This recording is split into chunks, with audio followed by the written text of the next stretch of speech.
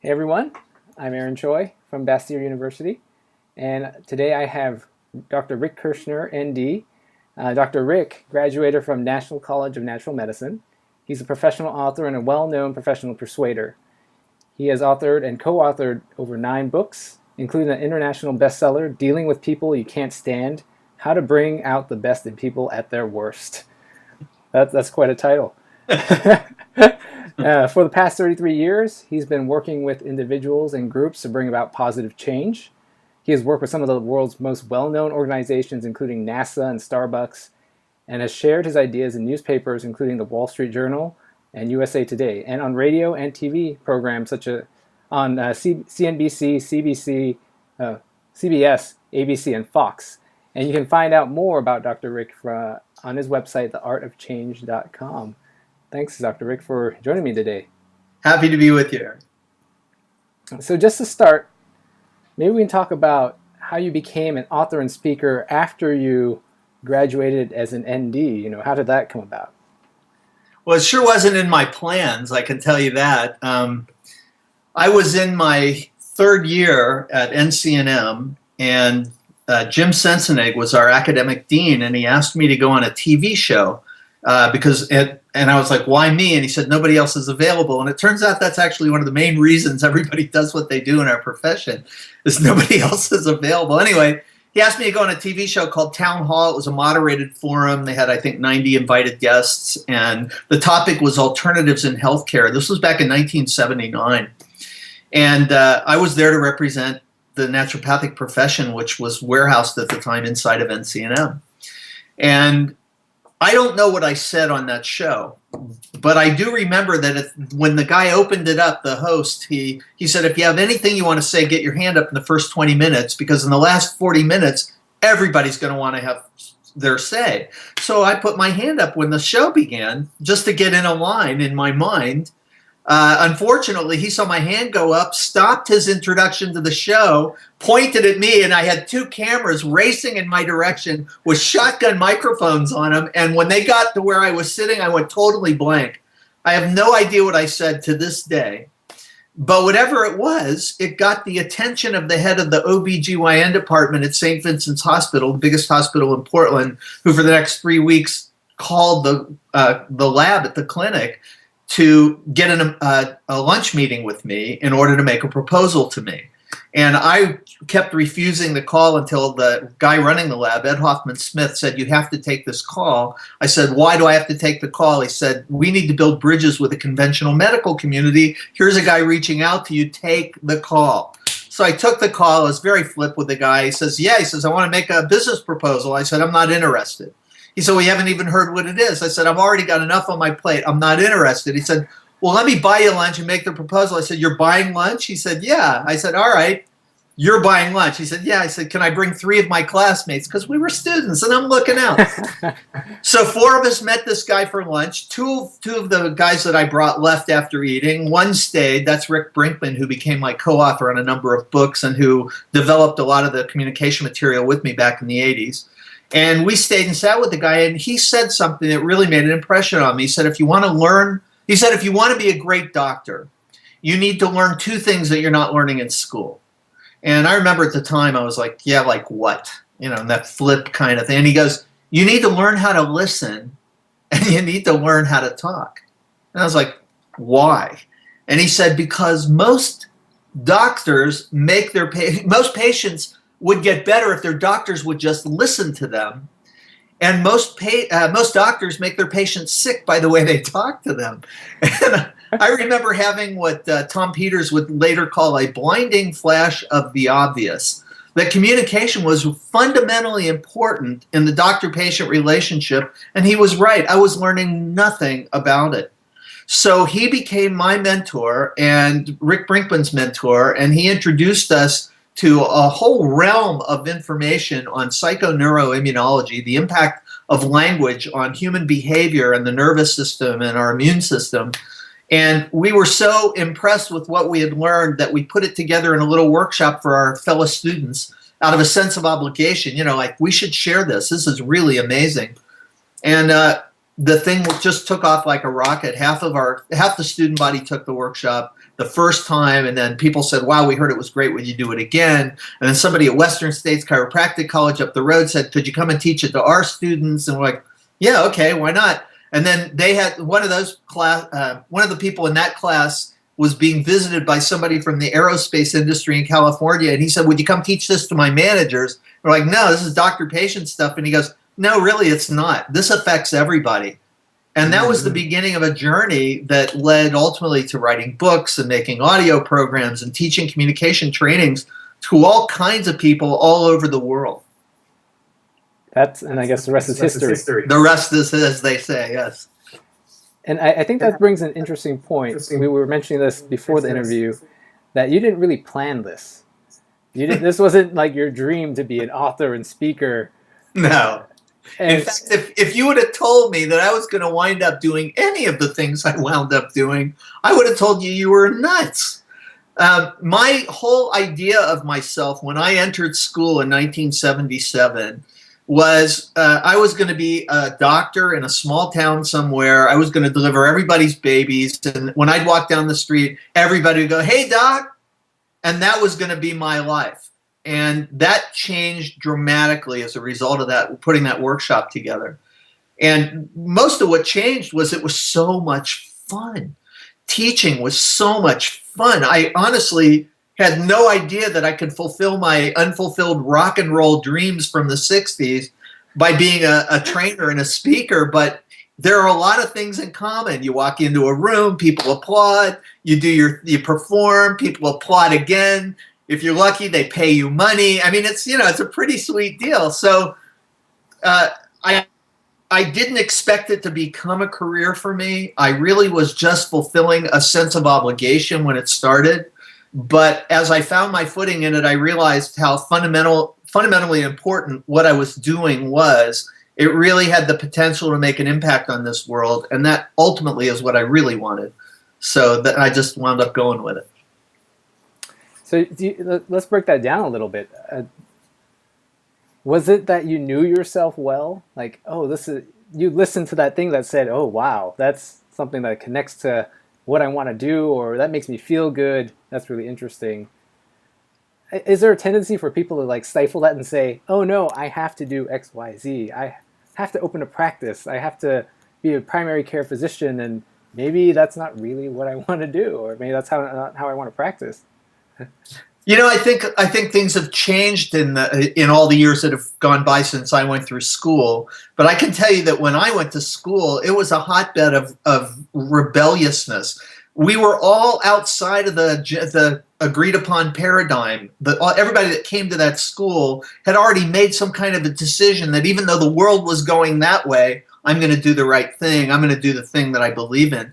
So my values were already in play in making a decision to become a naturopathic doctor.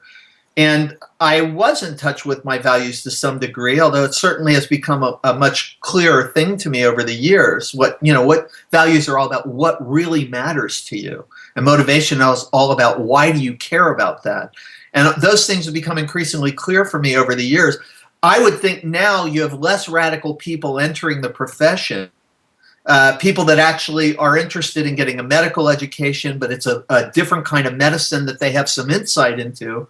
And I can see where their concerns would be, as soon as I get out of school, I got to channel this into building a practice. So what I tell my students is, don't lock yourself in, because life is full of surprises. And I say stay open to those surprises. Life might have a better plan for your life than you do. Stay open to that. It's great to make plans, but the problem with a plan is you can't see very far into the future because everything is changing so rapidly. Buckminster Fuller called it the principle of accelerating acceleration, where things were already going fast and then the speed of it started multiplying on itself. So we're now at a point where things are changing so rapidly, it's very difficult to predict anything 3 months, 6 months, 2 years, 5 years out. So what I say is be true to yourself. If you really want to make the best choice, always stay true to yourself. Check in with yourself. Find out what that is, because your plan may not hold up. A good plan shows you the next couple of steps, and that's about it. Take those steps and then see, all right, what's the next couple of steps? Because the world has changed. while you were just taking that couple of steps. It wasn't like that when I went to school. You could actually make 10-year plans when I went to school. Very cool. Very cool. So let's talk a little bit about, if people want to, now times have changed, the way your practice is going to change. But how important do you think it is to still be branded, to brand yourself personally, to be known for something, even if you do kind of go into primary care? And how can people do that? Okay. Well, so first of all, I want to make a distinction, and the distinction is between branding and slogans. A slogan tells people in it for them. A brand tells people who you are. So a brand is if somebody looks to find out who you are, they decide, who's this Aaron guy? I'm going to check him out. Your brand tells them this is who this Aaron guy is. Whereas a slogan is, this is what I'll call me and this is what I'll do for you. That's a slogan. So I have a bit of an issue with our profession, and I spoke about it in 2011 at the AAMP conference in Arizona, where I think that we have not, as a profession, branded ourselves successfully, because unless you know a naturopath, you probably don't know anything about us. And that's not a strong place to stand, because, for example, if a legislator goes, who are you people? They should be able to quickly find out something that answers their question about who you are. If a student looking for a career in healthcare wants to know who are you people, they should be able to quickly find out without having to be an insider. And as long as we're locked into a branding paradigm where you have to be an insider to know what it means, we've missed the boat. So a good brand tells people who know nothing about you, this is who you are. And I think we as a profession need to do it, and I offered one in 2011. It hasn't happened. And that is, I believe our profession, what we offer the world that nobody else can, we offer world-class expertise in natural medicine and natural health care. That should be our brand. Instead of real medicine, real solution, or whatever it is, which is a slogan. It's a slogan. And slogans don't move people to action. Slogans are, they're an invitation if you want that benefit, but a brand answers people's real questions about who are you and why should I care about you. So I think that we need to do it as a profession. I think our schools need to be sending the message to all of our students. This is what we're training you to be, a world-class expert in natural medicine and natural health care. Take away this whole idea for a moment of primary care or specialization, all these conventional medical model ideas about, what medicine is. I don't think we've even as a nation or a planet answered the question, what is healthcare? What is that? And that's why I think it's such a mess, and an expensive mess, is that we can't even say what it is yet. So I think we as a profession can do that. Now, with that as backdrop, yeah, I think it's really important to brand yourself. My business just totally took off when I branded it successfully. And up to that point, it required a lot more effort on my part. That's well said. I think sometimes we forget that we're still, as a profession, trying to kind of find our place. Right. And it feels like we're kind of lost. And yet we're not. This is what's so ironic to me, and it's why I feel so passionate about this. There is no other medical profession in existence in this country or anywhere else in the world that has held the space that we have held for natural medicine and natural health care. We've held on to it, we've developed it, we've increased our understanding of it, we've done research into it. We've done that. Nobody else can make that claim, even though there are a lot of Johnny-come-latelys that want to represent themselves as, I'm not going to name names, but there's that fellow with the beard, Mr. Natural in Arizona, the MD who seems to think he invented natural medicine because that's how he talks about it. There are people who see the opportunity in what we do and want to lay claim to what we do, but nobody has what we have to offer, because this is what we've done exclusively, is focus on natural medicine and natural health care. So even the worst of us are actually experts compared to the rest of the world in those domains. So to me, that's our brand. I don't know what people are waiting for. I made an effort in 2011. It turned into a slogan that I'm unhappy about. But I do believe that at some point in the very near future, we're either going to lay claim to this or somebody else is going to lay claim to it. So to me, it's one of those things we can't wait for. Yeah, and that's interesting. There's actually a few other of my teachers who've said the same thing. Good. Someone's going to come in and kind of stake our claim, yeah, like right from under us. Well, you think about it, all ecosystems are opportunity environments. We're in the healthcare ecosystem. It is also an opportunity environment. People look for opportunity and seize opportunity in order to advance themselves, their agenda, their profession, whatever it is. So in that opportunity environment of the healthcare system, I think that we've got, if you snooze, you lose. We've got to move on this. We've got to all learn to talk about ourselves using words that people recognize. Naturopathic is a great word if you're an insider. What does it say to an outsider? Nothing. What is it, a trail through a forest? I mean, really, what is a naturopath? Is that a trail through? What does that mean? So you have to be able to talk about things in a way that people can resonate with them because they recognize the meaning. And that's where natural medicine, natural healthcare, these are meaningful frames of reference that when people hear it, they go, oh. And that's what a brand does for you. People go, oh. So that's why it's important for us as students to start training now to be able to explain what we do in a way that people can actually understand. Absolutely. And I have a thing about the kind of words that are attached to the kinds of things we do, like the word alternative or the phrase alternative medicine. Here's the problem with alternative medicine. The moment your brain hears the word alternative, it asks itself the question, alternative to what? So it doesn't solve anything, it raises an issue. And not only that, but the answers provided by the conventional community, they're going to say, oh, it's the alternative to what works, or it's the alternative to science, or it's the, whatever it is, some diminishing frame of reference, because the word itself is diminishing. But when you talk about natural medicine, natural health care, and expertise, these are words that people can understand quickly.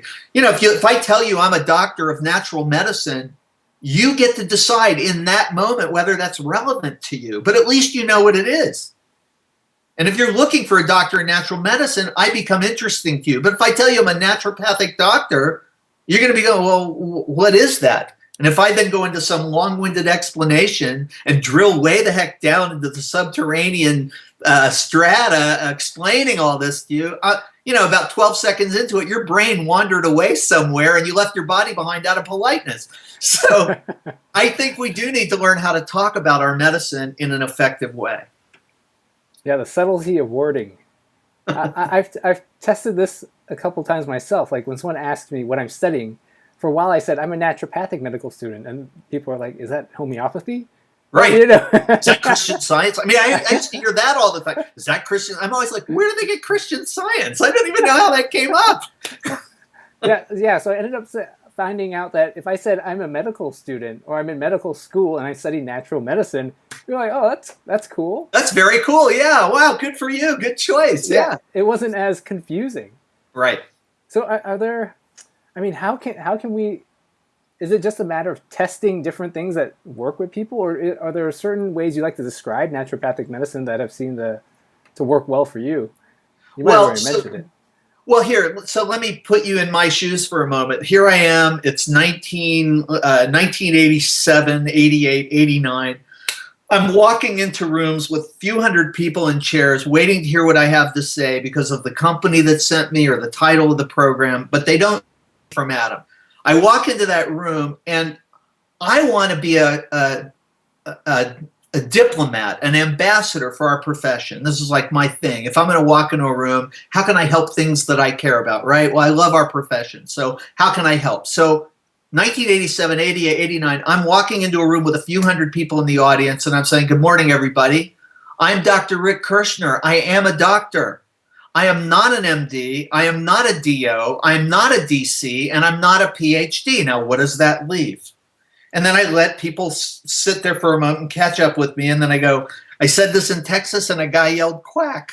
And everybody laughs for a moment, and then I go, but actually, and I pause, I go, I am a doctor of natural medicine and natural health care, a naturopathic doctor. I went to a 4-year naturopathic medical school where I learned that an ounce of prevention really is worth a pound of cure, where I learned the alternative to giving people petroleum derivatives and cutting off their troublesome body parts and calling that healthcare. I learned that if you treat the cause of a problem, you may be able to eliminate it instead of just treating the symptoms until they kill the patient. If you'd like to know more about my kind of medicine, and then I would give them the website of the AA. I happened to be the webmaster in those days, so I loved sharing that information. But people would line up on breaks to learn about it. They go, tell me more. Where can I find one? Because everything I said made sense to them. And the word naturopathic was incidental. It wasn't the point of it. It was just me being honest about here's what I am, but here's what it means, and here's why you might care. And I got to tell you, that line about the alternative to petroleum derivatives and cutting off troublesome body parts, such a great line. I got so many laughs with that. I love that. Because it is. I love that. It's like, wow, that's really cool. Where can I learn that? Oh, I'm learning that right now. So, the way I look at it, words are symbols for experience. We pick our words because of what they mean to us. And the words we share culturally and colloquially, the things that when we get together, the words we share that way, those words have shared meaning for us. So when you use a word like naturopathic, because you and I are both insiders to the profession, the meaning it carries is powerful for us. But I tell you now that if you're somebody who's not an insider, it's a meaningless word. It's like the word allopathic. If you're not an insider, what does that even mean? And if you have to explain it, you've already missed the opportunity, because people make decisions about things that fast. So if you go down that rabbit hole, they've already made a decision about it. If you give them something they can relate to, they make a decision about it. Mm. And that'll be crucial because a lot of the patients now are looking for solutions. They don't know really who to go to. And if we come up there kind of preaching, we are naturopathic doctors and we don't agree with allopathic things, they're like, so you're kind of weird. Yeah, what does that have to do with my life? Yeah, it's like, and that's, by the way, it does turn out self-interest drives human behavior. So if somebody is looking for a doctor, they have their reasons, it means something to them. I think that there's a whole host of things like this that we can talk about, but I do want to just highlight this idea that words are symbols for experience. And if the words you choose don't connect to the experience that people have, you're not communicating with them, you're just talking at them. So now that we know how important it is, how can we actually improve on these skills? Because we're not learning it in school. At least I don't think I have. No, you haven't. And this is actually my big ambition. Aaron, I've shared with you that I'm on my way out the door. I figure I got a few years left in me of doing things that I've been doing, and then I want a new chapter in my life. I'm ready to start something new. But I want to wrap up what I've been doing in a very positive and healthy way. So what I call it my legacy project, I have actually two ambitions right now. One is to train my daughter to step into my shoes and do what I do when people call my business. And the other is to train a few doctors to do what I do when I teach our doctors, because it's a very special kind of thing. In my workshop, that healthy communication workshop, I'll be doing it best year in October. I've done it at Southwest College, I think 7 years in a row, twice a year for freshman students. And the whole purpose of the workshop is to empower our students and someday as doctors to use communication as a powerful tool for therapeutic benefit, for building a business, and for expanding the domain of awareness around our profession. Wonderful. So that's how we're going to, I want to see this in all of our schools. This is my big ambition. I'd like the Healthy Communication Workshop to be a built-in part of every student's education. Automatically, you walk in the door, you take this workshop, because how can you get a full medical education that doesn't include communication? It makes no sense to me. Yeah. And this is different than, counseling that we get a little bit, right? Right. Counseling's, it's nice to be a counselor, but we're talking about very specific skills that empower us to do really amazing things. And counseling is a kind of a nebulous domain. I think it's good to learn things about human nature and human behavior and what drives it, and that is built into the workshop. But more importantly, I think learning about your nature, what drives you, what your values are, what your sense of purpose is, how you connect with people, that takes it out of that general domain and takes it down to a very practical, specific, strategic place. And I will tell you that when I was in practice, and I practiced for a few years, using only communication as a therapeutic tool, I was able to get some remarkable outcomes. And that's because we're not a mind, we're not a body. These are just words we use that represent aspects of experience, right? You actually are a human being, and all of that stuff is knit together in ways we can't even see. So to deal with a human being, you need to be empowered with very specific skills and some very specific understandings about how people work. What drives them? Where are they going? Where are they coming from? How do they put their world together? How do they take it apart and change it? How do you make a habit? How do you break a habit? Those kinds of things require not just your ability to communicate with a patient, but a patient's ability to communicate with themselves. And you've got to have that with yourself as a doctor. Well said. It's subtle, but it's so important. We never think about how do we communicate to a patient who has these habits, these lifestyle habits that are leading them down the wrong path. Do we just create a plan, stick a piece of paper in their face and say, do this and you'll be better? A lot of times people come back and they haven't done anything. They haven't done any of it. Patient compliance in healthcare is terrible. And the reason it's terrible is doctors are terrible communicators. So we shouldn't blame our patients. We should blame ourselves. This is the difference. In our model, if we take responsibility, we can change it. In their model, run ads on TV telling people how to interact with their doctors. Ironic. Very. Okay, this is a question I seem to come across with a lot of my colleagues. Is a lot practicing medicine is great.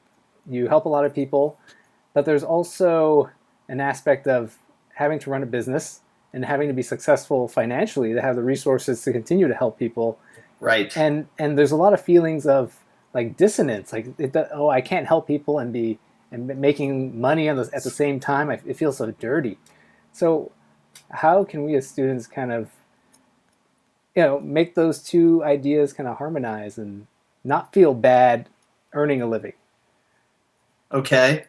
Well, so this is one of those things that I think as a profession we need to find more ways to invest in, is the business acumen of our students.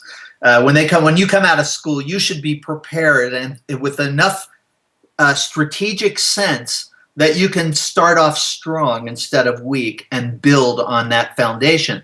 And that's a business foundation. Well, look, I come out of the 60s era where our values were everything and we were to heck with this money thing, all of this stuff. But it turns out that there's no way that you can help people if you can't help yourself.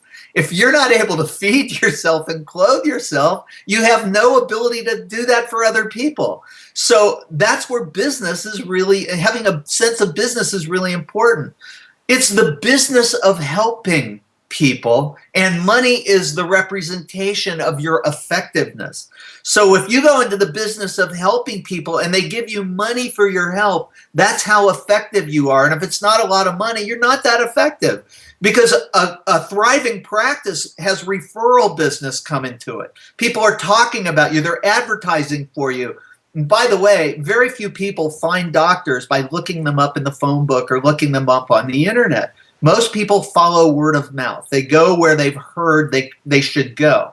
Well, here again is a context for communication. If I open a practice, I ought to be out in the community making connections and networking with the people in that community, because they have people that I can help. But if they don't know about me and don't have confidence in me, I'm not going to get that referral. So to me, it's the business of helping people. That's the business you're going into, not into I'm going into business. There's this idea that business means running a corporation and using up resources and driving the planet into the ground.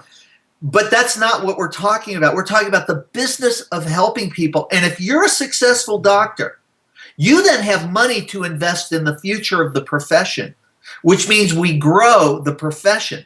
So a successful doctor with a thriving business of helping people is great for all of us. And the more we have of doctors who are great at helping people and getting compensated for that in an intelligent, reasonable way, the more money we have inside the profession to grow our institutions, expand our efforts, improve our education, and on and on and on. So it's not about, I think one of the ideas all of our students need to get over is that it's just about you.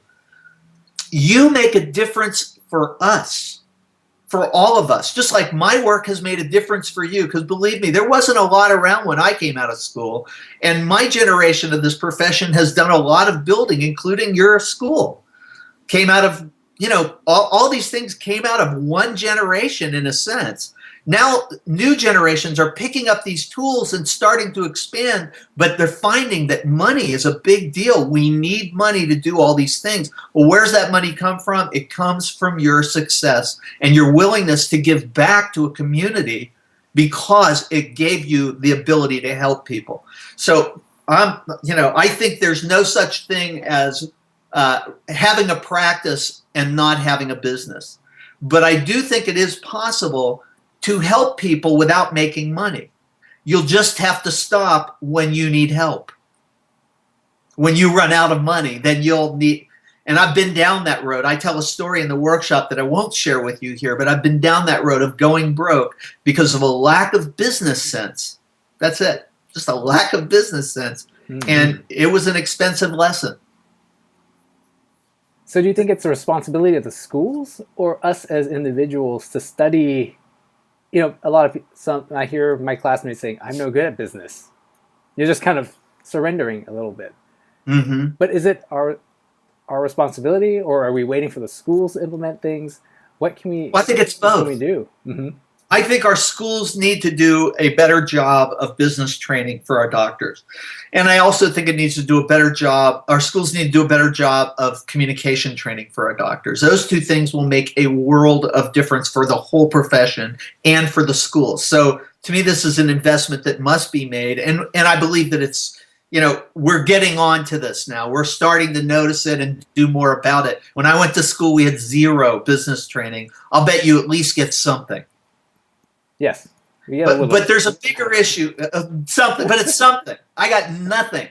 So something is better than nothing, right? Yeah.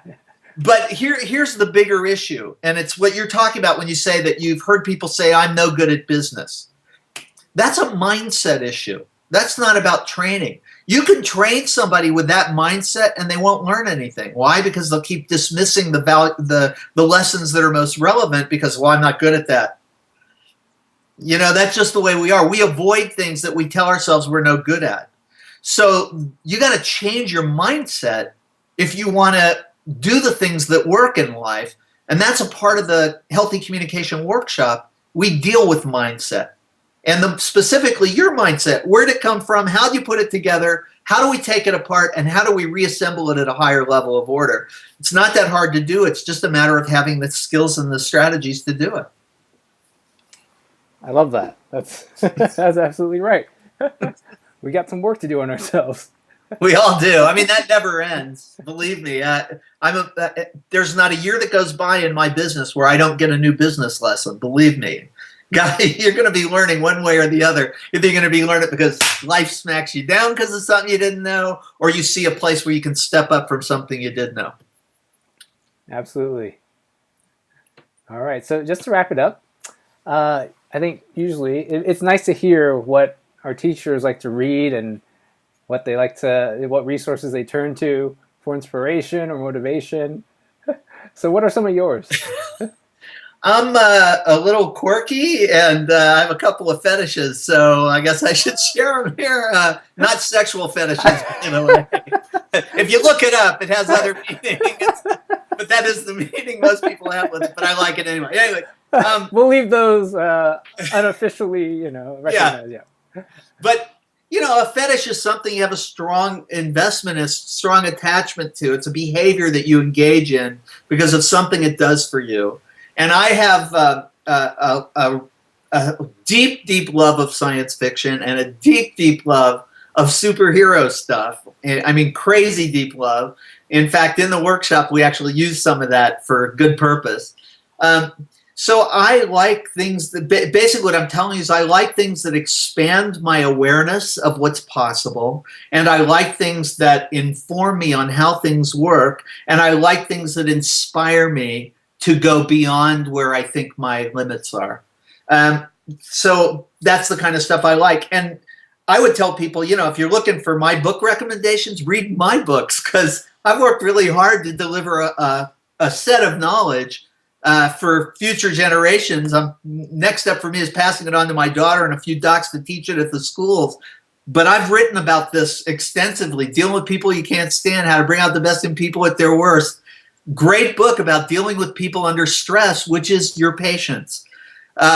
I have a book, How to Click with People, which is all about what do you do when you walk into a hospital, into a doctor's office to build a connection with them? How do you do that successfully? You've got to click with them. Well, there are ways to do that. Insider's Guide to the Art of Persuasion. What if you see a way to make something better? Here's how to actually deliver your idea in a way that people share the idea with you. So I would recommend my books, not for a selfish reason, because anybody that's ever written a book knows unless you're a criminal that got away with something or a celebrity, you don't really make that much money on publishing. But because I think the knowledge set that I focused on would be incredibly valuable for all of our doctors. So that's something. If you're really looking to expand your mind about the human experience in totality, I recommend anything written by Buckminster Fuller, who in 1964 Time magazine called him the grandfather of the future. This was an amazing, amazing human being, and he wrote some truly profound books, my favorite one being Critical Path, which basically said that this time in human history is a unique moment and that unique moments are rare. They are few and far between, but we're in one right now. And he said it would be brought about by two forces that have been with us since the beginning of time: human ignorance, selfishness, and stupidity on the one hand, human innovation and creativity on the other hand. And he said they would come together through technology to create what he called the end of the womb of acceptable ignorance, that humanity's got to wake up or we're doomed, basically. So, and he talks about, the things that need to happen aren't that hard to do. It's not a matter of not having enough of something. There's more than enough for everybody to live like a millionaire on this planet. More than enough. We could all have the most wonderful existence on this planet if we just had the will to do it. And Bucky pointed out one thing that stayed with me all these years. He said, don't expect a group to take initiative. They can't. Only an individual can take initiative. But he said the way the universe is designed, all you have to do is be you and be true to yourself and do what you are designed to do, and everything will work out. So Bucky Fuller, Critical Path. God, that's good stuff. Yeah, and what I like that you mentioned books, because one of my teachers mentioned to me that when you buy a book, it might be $10. Oh, that's too expensive. But when you think about it, this is this person's expertise for the past 10, 20, 30 odd years. So $10 is cheap. Yeah, I mean, really, what you're paying for what you're getting, if it's a good book, if it's quality stuff, it's an unbelievable bargain. But this is a values issue. Mm-hmm. And do we have time to talk about this right now? Yeah, if you have time, we can talk. I have time. So this is a values issue, something we do talk about in the Healthy Communication Workshop and work on. One of the things that I've observed in life is, people waste time. Like there's going to be more. And yet when you've lived long enough, you realize life is paper thin and it could go away that fast or fundamentally change that fast. There's no guarantee outside of this moment for any of us. Right here, right now, that's all you can know for sure. What comes after this right here, right now, you have no clue for sure of what's going to happen. So our connection to life is paper thin. Everything could change in an instant, and yet people waste time. Then I've noticed that people waste energy. They will squander their energy on activities that lead nowhere in their life and wear themselves out, burn themselves out, put stuff into their system they're going to be dealing with for years to come without even thinking about it. But when it comes to using their energy and putting it into something worthwhile, something that keeps returning to them, something that keeps multiplying on itself, I don't have the energy for that. I've noticed the same thing about time, money, energy, money, what people do with their money. People will squander it on things of no consequence. But when it comes to investing in themselves, suddenly it's a big deal. $10 for a book. Oh my goodness, what do I do? What do I do? $10 on a beer, a couple of beers. Hey, let's do it. Knock it out.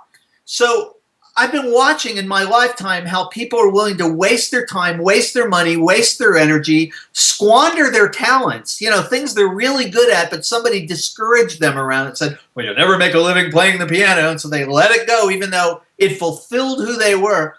I've watched this, and I've also watched that there's a whole nother group of people that take their time, their money, their energy, their talent, and their opportunity, and they invest it in their life. They pour it into their life. So they're always growing the quality of their life, growing the quality of their relationships, growing the quality of what they're able to do in this world.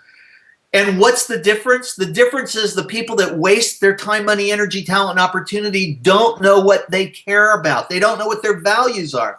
So all they're left with in this field of bombarding information, 8 billion bits or 7 billion bits of information bombarding your nervous system in every single moment. You've got a little pen light on your head that can notice like 7 bits. So 7 in a field of 7 billion, that's how limited our ability to pay attention is. And we focus where our cognitive biases lead us. Meanwhile, there's all of this around it that gets ignored. But if you know what your values are, you start noticing the things that connect to your values. And that's how you live a life of purpose, a life of meaning, a life of fulfillment. So to me, getting your mindset straight is the foundation of everything else. If your thoughts are defeating you, if the words and pictures you use to describe your experience to yourself tie you up, hold you back, or trap you into self-defeating behavior, change your mind, and then you can truly change your life, and then you can change the lives of the people around you. Wow. No, I think that hits like a fundamental problem that people have that they might not even realize they have. Yeah. They're just kind of drifting. They're drifting in and drifting out and waiting for life to show them the way. Like somehow, a duck's going to come down and give you $5. It's not. That's really a very old reference, by the way, Aaron. You have no idea where that came from. That's from the Groucho Marx TV show when TVs were about this big and the flickering black and white image was barely visible. But anyway, people are waiting for somebody to make it work for them, and you're the one you're waiting for. And until you get in gear with yourself and you line yourself up, well, it's not unlike the spine, right? If your spine's out of alignment, there's all kinds of side effects. Straighten out your spine, things work better. Or let's put it another way, if all your systems are go, if you got green lights across the board, your mind and your heart and your guts and your immune system, if all that stuff is moving in the same direction, you are a force of nature. But if you're a house divided against yourself because you're unclear about what matters most, or because you're willing to squander in the absence of any useful direction, to me, that's not going to turn out well. So getting your head straight, that to me is the beginning of everything. And that is something people can learn at your workshop. In the workshop, you betcha. At Bassier, and in your books and on your website, theartofchange.com. Yes. Wow. So on that note, we've covered a lot of cool things. So what are some actionable things that people can do today and implement kind of in their everyday life, whether like to improve their relationship or to improve their mindset? Learn how to listen and learn how to talk. That's a great place to start. That's what started everything for me, and it's still great advice to this very day. And if none of these things are hard to do, that we live in an age of information where somebody has figured almost everything out. So it's just a matter of availing yourself of the opportunity of that. But I think learning to listen is the foundational communication skill, precedes learning how to talk.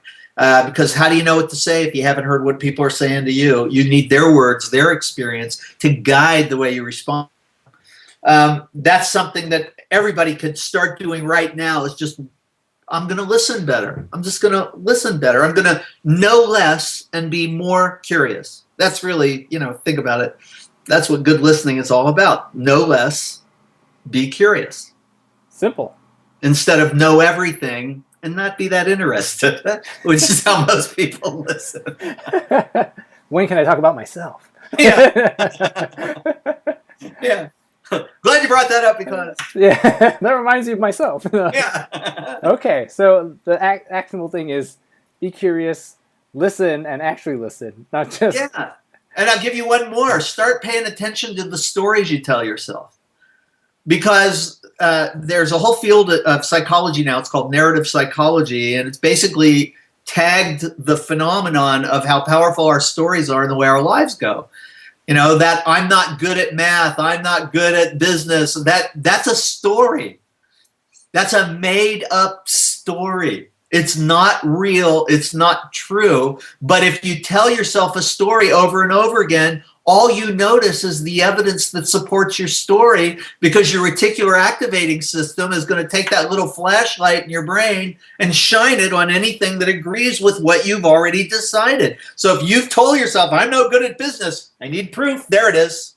Math, I need proof, there it is. That's the power of our stories. So start paying attention as a student to the stories you tell yourself and the way those stories impact your ability to do things you care about.